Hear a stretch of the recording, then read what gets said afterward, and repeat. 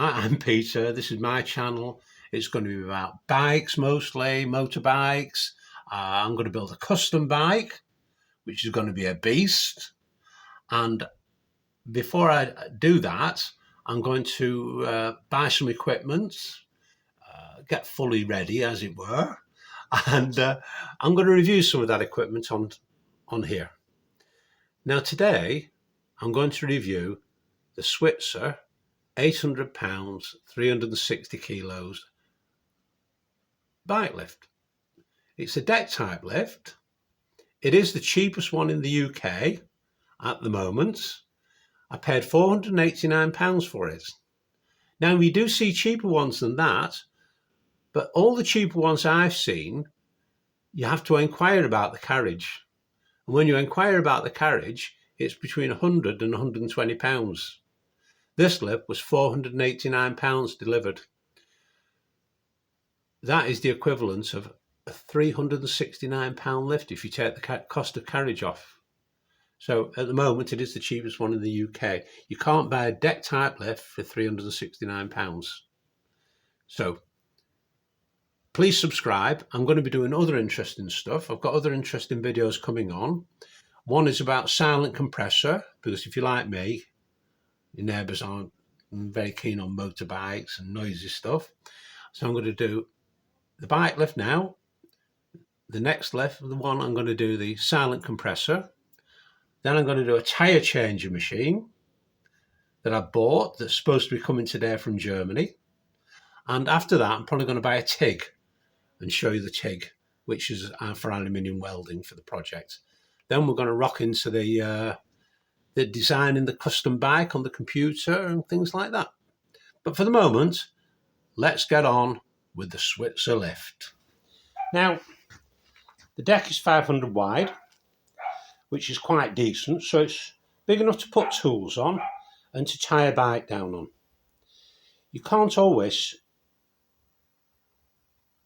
on some of the narrow ones, I can't see really good ways to tie a bike down. You do want a little bit of spread, and you don't want an expensive bike dropping on the floor. I added 4 ring bolts to this because there weren't even any holes for tie downs, which I think is a mistake. There's a wheel clamp here, which, as I'll show you later, is absolutely useless, about as much use as a chocolate teapot. The other issue with it is this ramp, which is incredibly steep, and I would not be able to push a bike up there. And I think you'd have to be a pretty strong guy, young strong guy, to push a bike up. Pushing a big heavy bike like the Kawasaki up, which in the greater scale of things isn't the heaviest bike in the world. But would you like to push that BMW up it? That lift will lift that BMW because it's 800 pounds, which I think is 360 kilos, and that bike's about 260, 270 kilos. So it should easily lift that bike. Okay, what are the advantages of this lift? Why did I buy this lift rather than another lift? Well, one thing, it's light, and probably one of the lightest lifts you can buy. I think it's 110 kilos, and I can tip that up and put it against the wall over there if I need to. So that's good. It's got a lift out plate, which I'm not exactly sure of the benefit of. If you've got an old British bike, maybe you could get the wheel out through there, I don't know. So it's fairly narrow, it is light, it's fairly compact. I haven't got a huge garage, and that's why I bought it basically, because there are narrower ones that are just the width of a bike tyre, but it's handy to have somewhere to put your tools and also better for tying it down. As I said, this ramp, to me, it will be fine. Well, it might be better if you were doing running bikes all the time. Most of my bikes are projects. I buy them not running, and I have to deal with that. So pushing a bike up there, a heavy bike up there, to me is a bit of a no-no. So let's put the bike on the ramp and go from there. Okay, here's the bike on the ramp. Now, I've done a couple of little things here. One, I've made this. I'm going to paint this grey, it'll look nice. The idea of this is you can slide it up and down on the rail there. I've cut a groove in the wood to allow me to put the bike on the centre stand. Because without that, you've got to balance the bike and somehow put a stand on or get it into position, which is pretty precarious. As you know, if you put a bike on a paddock stand, you always put the side stand down and work from there. So I've made that because the actual deck isn't wide enough. If you bought a bigger one with a wider deck, you'd be cruising. But I didn't, so I haven't. So there you go, the Switzer. Is it too narrow? You decide. Here's a ramp I've made. I've made this ramp wide, and it is 1.2 metres long, and the bike goes up on it pretty easy. I don't want to struggle pushing a bike on. I don't want to risk dropping a bike. I want to be comfortable with what I'm doing. I'm comfortable with what I've done here. I've got the bike on the ramp. It is in position. And now I'm going to stop the video, and I'm going to go and put some straps on it and show you how I strap it. And I will put the paddock stand on as well.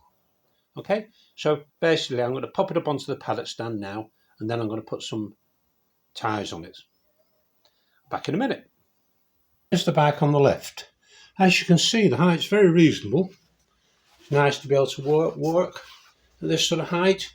There's my hand. You can see the height that you're working at. It has two heights. There's dictated by where you put that safety bar in. You can see there's another hole there. It takes probably a minute to lift it up. It's pretty stable. It's quite impressive really, isn't it? Of course it's bound to move a little bit, but I'm quite happy with that. You've got a lot of weight quite high up here, so it's always going to wobble it a little bit, but I think that's pretty safe, and I'm happy with that. Now, here's the question, what it comes down to. Would I buy it again? Yes, I would, and I'm going to tell you why. I can't get over how well it's made, with the exception of the ramp and the wheel clamp. But I've seen those wheel clamps on other lifts, and I'm just not impressed with them. I just don't think they're any good. I think it's ridiculous. I could do something about the wheel clamp. For instance, here I have, off my trailer, the front wheel chock. Now, I could put the front wheel chock on, but there's a disadvantage to a front wheel chock, and I'm going to tell you what that is. The disadvantage is that you can't lift the front wheel off the ground, because you need to use a headstand for that. Now, I haven't tried my headstand on this, but I am going to try it. The idea being, if you have a paddock stand on the back, or you've got the bike held down, you could use, without that clamp there, you could use a headstand, and then you could take the front wheel out, which might be awkward with this stand on the front. So I don't know exactly what I'm going to do about that, but I quite like that idea somehow. Maybe make this adjustable. Maybe you could have two bars coming up and a bar going through, a bit like the safety bar at the bottom. And I might do that and post a video of that. I think that's probably a workable idea, because you could weld it together at the bottom. You've got two arms coming up, then you could take the arm out and lift the front wheels off the ground, pull the front wheel out. I think I'm going to do that. I like that idea. I've just thought that up now. Okay, yeah. Would I buy it again? Probably yes. It's very well finished. It's lightweight. It weighs, I think, 110 kilos. I had no trouble tipping it out of the box on my own, and I don't think I'd have any trouble putting some rubber mats down and lifting it up against the wall there and fastening it up against the wall. Obviously not lengthwise, but sideways. And in that instance, it would give me floor space when I'm not using it, although I'm probably always going to be using it. Anyway, that's the Switzer £800 lift. You make your mind up whether it's for you or not. But it is the cheapest lift on the market, and it's well finished. I think that says it all, really. Thanks for watching. Please subscribe down there.